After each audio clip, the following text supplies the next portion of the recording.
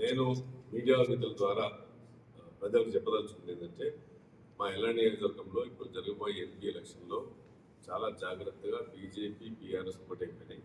గ్రామాల్లో కూడా BRS team ఇలా వాళ్ళ కవితను వాళ్ళ బిడ్డను ఆయన కేసీఆర్ జైలుకు పోకుండా ఉండడానికి ఆయన ఒక కారణంగా బీజేపీ బీఆర్ఎస్ కలిపేసి ఈరోజు బీజేపీ ఓటు చెప్పి ప్రతి ఒక్క నాయకుడు చెప్తా ఉన్నారు. నేను చెప్పేది ఏంటంటే జాగ్రత్త, మీరు బీఆర్ఎస్ టీం ఏదైతే చెప్తా ఉన్నారో వాళ్ళతో మీరు చేయకండి, మాట్లాడకండి. వాళ్ళతో మీరు మాట్లాడేది ఏదైతే ఉందో నేను మా కాంగ్రెస్ కార్యకర్తలు కూడా చెప్తా ఉన్నాను. ఇద్దరు కలిపి ఏటీం మీటింగ్లా ఉంటారు. ఉద్యోగాలు తెలంగాణకు ఎల్లారెడ్డి నియోజకవర్గంలో స్కిల్ డెవలప్మెంట్ చేసి ఐటీ సెక్టర్ పెట్టేసి ఇండస్ట్రీ సెక్టర్ కూడా చేయబోతున్నాము. తర్వాత సురేష్ శెట్టిని గెలిపించండి, డిపిఆర్ పెట్టి ఎల్లారెడ్డి నియోజకవర్గం నుంచి బీదర్ వరకు ట్రైన్ సిస్టమ్ కూడా పెడతాను. తర్వాత రైతు బంధు కూడా అన్ని అకౌంట్లలో పడ్డది.